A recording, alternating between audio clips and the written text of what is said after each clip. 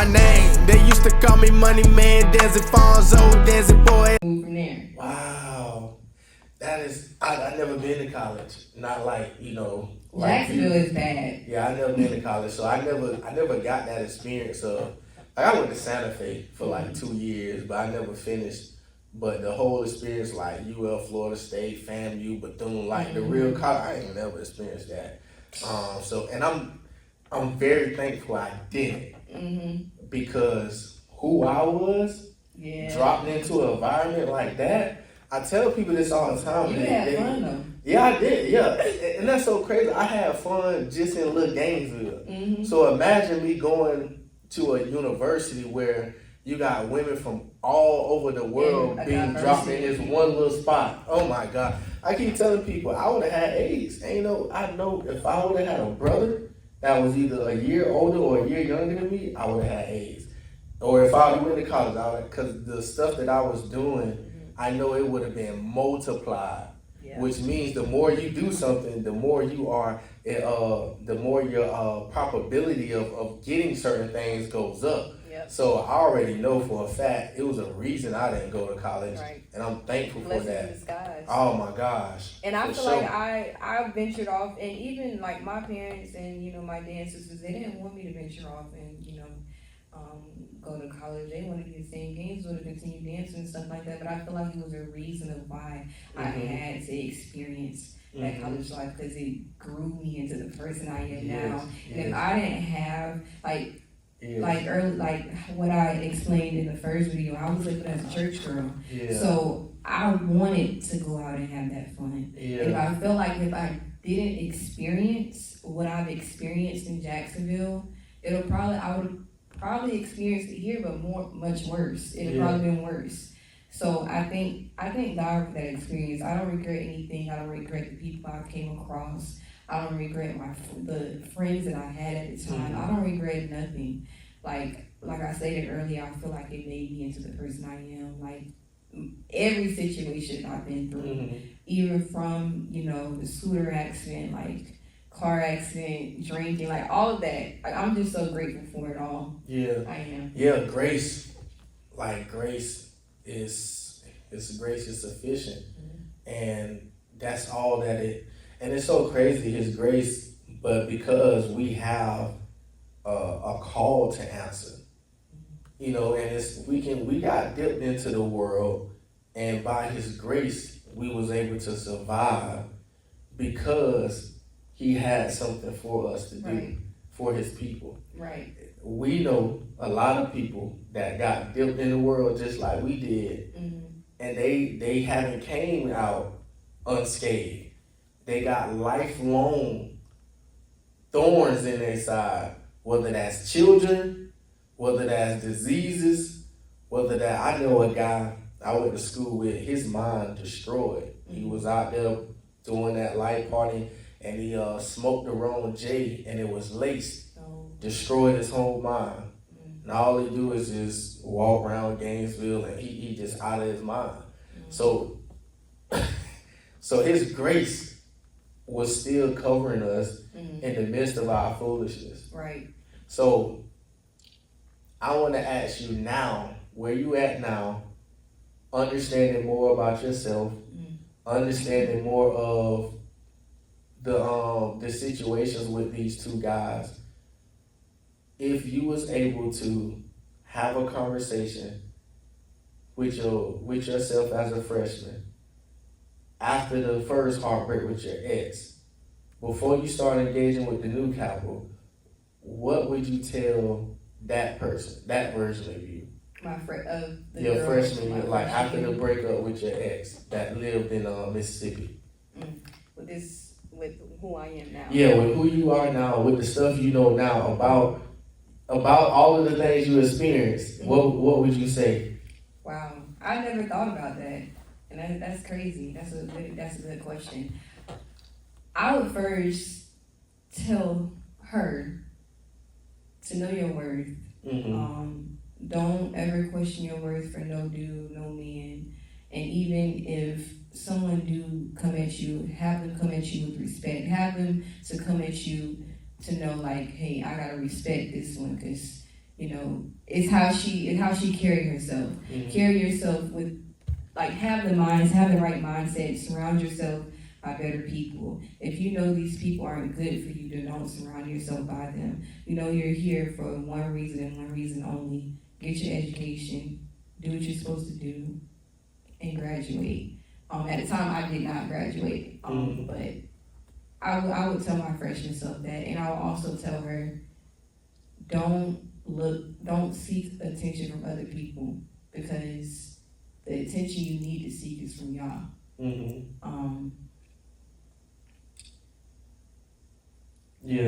Yeah, I'm still. It's coming to me, but I've never thought about that question before. Nah, that's a good question. It's a thought provoking question, but sometimes that's very hard to answer, because it's like, if I prevent that, then who I am today don't even exist.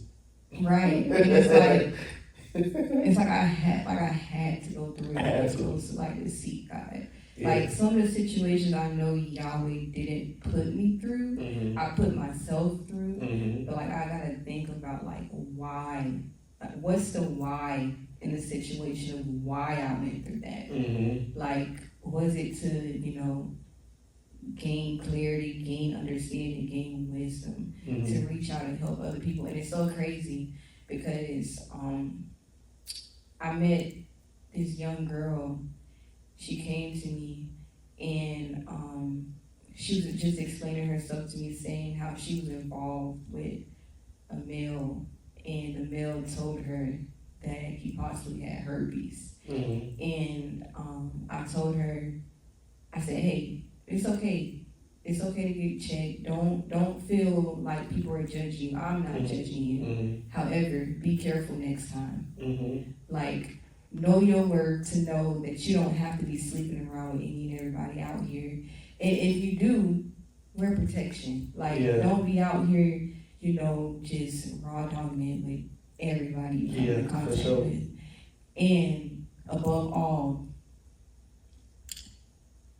seek God. You seek Yahweh as well. Like, don't, like, he's not the one that's going to judge you, and even I'm not judging you in this situation. Like, I'm glad that you're coming here and getting help. It was at the hospital, but I'm glad that you're coming here and getting help. But be careful next time. And I felt like after everything was all said and done and she was all good, she said, "Thank you. I really appreciate your kind words." At the end of when she left. Yeah, for sure. Because people think condemnation is what changes a person, and it's not. Like, judging and beating somebody up doesn't, because they already doing that anyway to themselves. Like, there's nothing you gonna say that they haven't already told themselves that they gonna make themselves feel worse. So I think people respond better to redemption. People respond better to conviction. People respond better to, hey, look, I know where you coming from. Because people respond better to vulnerability. I done been there before. I know exactly how you feeling. But if you gonna continue and not trying to change a person, oh, you need to start having sex, you need to da-da-da. If you gonna continue to do those things, you need to be precautious. You need to take certain measures to make sure you're protected. Don't stack the cards in your favor. Don't go out there and put yourself in situations that can mess up everything you got going on. And one thing that that I think about all the time is, man, everything you do, make sure that you're doing it with 10 years in mind. If you decide to lay down with somebody unprotected, think about 10 years from now. If this woman get pregnant 10 years from now, how would this change your whole life? And if you know it's going to be more of a curse than a blessing, then you probably shouldn't do it. Or if you do it, make sure you cover up so that nothing comes from it.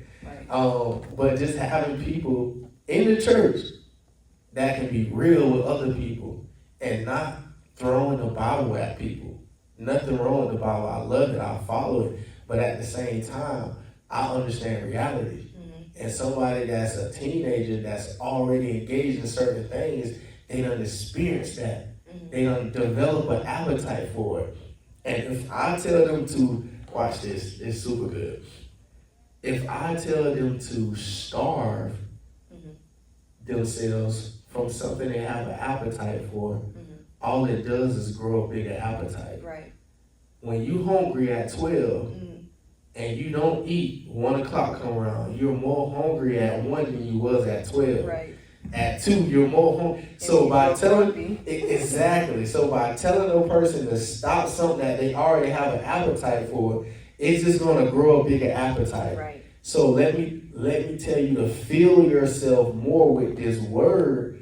Fill yourself more with like-minded people that's headed in the way you're going. Fill yourself with more of this so that the appetite for that diminishes. Right.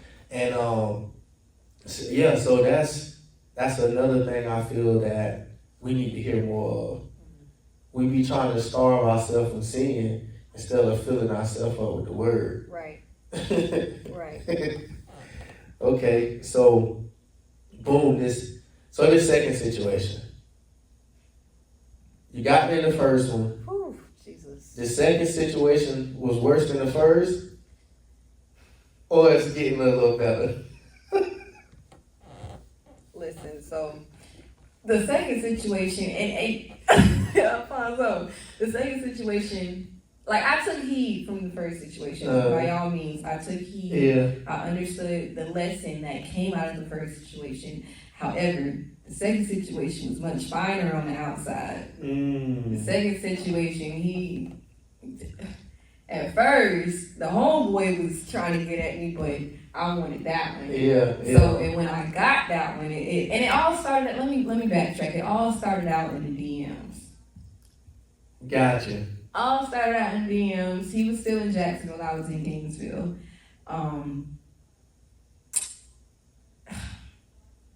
Conversation after conversation after conversation. Eventually, it led to him getting my number, and we were texting.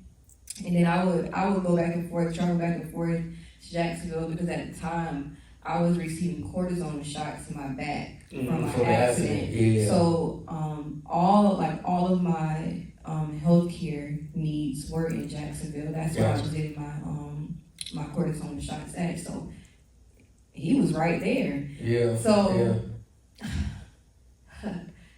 So I was talking to him for some months.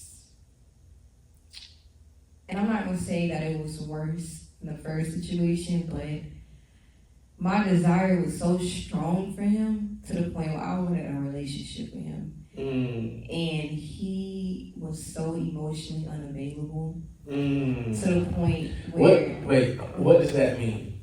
Emotional. Because some people don't know what that might mean.